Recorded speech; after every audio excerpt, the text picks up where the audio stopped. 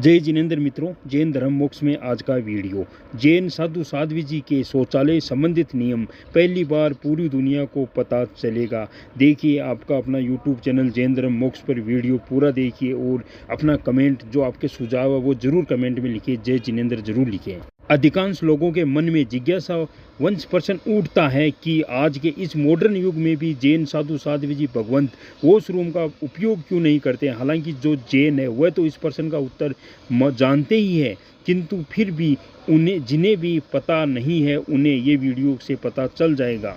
जैन धर्म एक प्राचीन और वैज्ञानिक धर्म है। जैन धर्म में अहिंसा और जीव दया को सर्वोच्च प्राथमिकता दी गई है। इसी कारण से जैन शास्त्रों में श्रमण जीवन अर्थात साधु साध्वी जी भगवंत के जीवन की दैनिक जीवन की क्रियाओं के बारे में विस्तृत रूप से नियम बताए हैं, किंतु आज हम इस वीडियो में संक्षिप्त और सरलतापूर्वक रूप से साधु साध्वी जी के द्वारा शौचालय का उपयोग नहीं करने के मुख्य 3 महत्वपूर्ण बिंदुओं के आगे देखेंगे। जानते हैं कि जैन धर्म का अंत काल से चला आ रहा है। इसी के साथ जैन श्रमण परंपरा में प्राचीन काल से चली आ रही है। इसी को देखते हुए कुछ लोग सोचते हैं कि प्राचीन समय में साधु साध्वी जी भगवंत जंगलों में विचरण करते थे और इस समय शौचालय नहीं होते थे, इसलिए वह आज भी उसी पुरानी परंपरा को मानकर शौचालय का उपयोग नहीं करते हैं। साथ ही कुछ लोग तो आधुनिकता का प्रमाण देकर यहाँ तक कि कह देते हैं कि अब तो मॉडर्न ज़माना आ गया है, इसे देखो साधु साध्वी जी भगवंत को शौचालय का उपयोग चालू कर देना चाहिए। मित्रों, जो भी आधुनिक हवाला देकर इस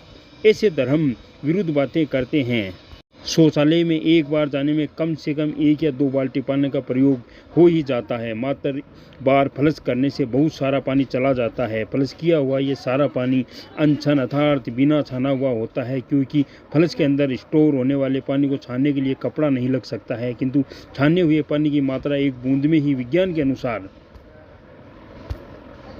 बिना किसी प्रयोजन के व्यर्थ नहीं डोल सकते। वह कैसे फ्लश से एक बार कई लीटर अमर्यादित पानी को फालतू में बहा सकते हैं? बिल्कुल भी नहीं बहा सकते हैं। अब कुछ लोग कहेंगे हम फ्लश के पानी को भी कपड़ा लगाकर छान लेंगे। मान लीजिए कि आपने फ्लश में पानी भी कपड़ा लगाकर छान लिया, फिर भी इसमें दोष है, क्योंकि जिन शासन में पानी को भी जीव माना गया है और पानी का अनावश्यक रूप से अधिक दुरुपयोग करना भी पाप की श्रेणी में आता है। जहां 1 लोटा पानी से काम हो रहा है वहां पर बाल्टी भरकर पानी बहाने की क्या आवश्यकता है?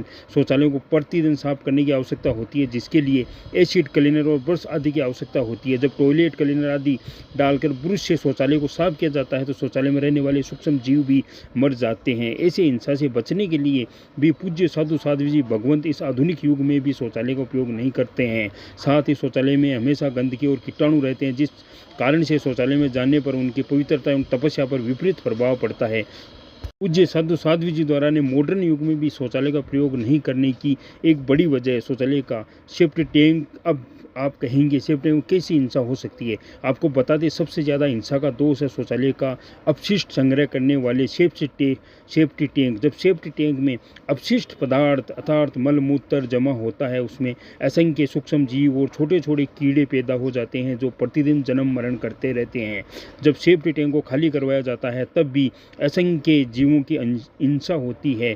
पूज्य साधु साध्वी जी सभी प्रकार की हिंसा से दूर रहते हैं, इसलिए वह शौचालयों का प्रयोग नहीं करते हैं। आज के युग में भी जैन साधु साध्वी जी भगवंत हजारों वर्षों से चली आ रही आगम की परंपरा का निर्वहन करते हैं, जिसे किसी भी प्रकार के जीवों की वीराना नहीं होती है। साधु साध्वी जी को शौचालय में जाना निषेध माना गया है।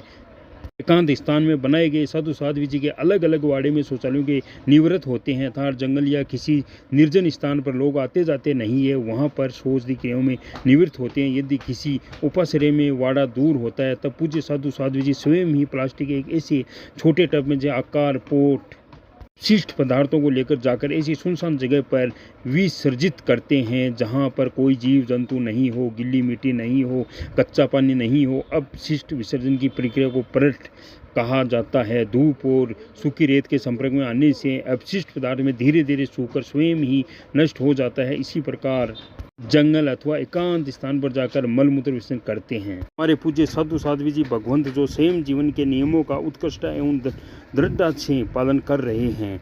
मित्रों, आज तक हमने कम शब्दों में इस वीडियो में संपूर्ण जानकारी आपको देने का प्रयास किया है। वीडियो बनाने में अज्ञानता वंश कोई भूल अर्थात त्रुटि हुई है तो गच्छामि टुकरम। पूज्य साधु साध्वी भगवंत को वंदन।